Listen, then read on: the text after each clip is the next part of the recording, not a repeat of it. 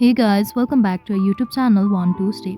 Today in this video, let's learn about how to fix TikTok comments not showing on TikTok. So let's get started. For that, let's get into TikTok app. So here it is. Now you can simply click on your profile icon in the bottom right corner and click on this three-line icon on the top right and click on settings and privacy. Scroll down and click on report a problem.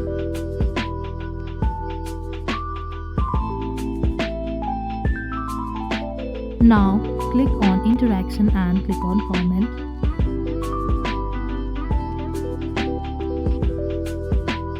And over here we need to click on order.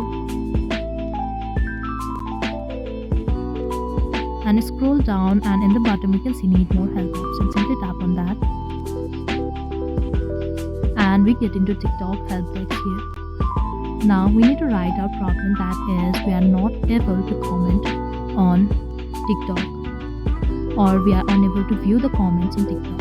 Once you write your message, simply click on this send icon over here on the right and your problem will be addressed by TikTok and the problem will finally be solved.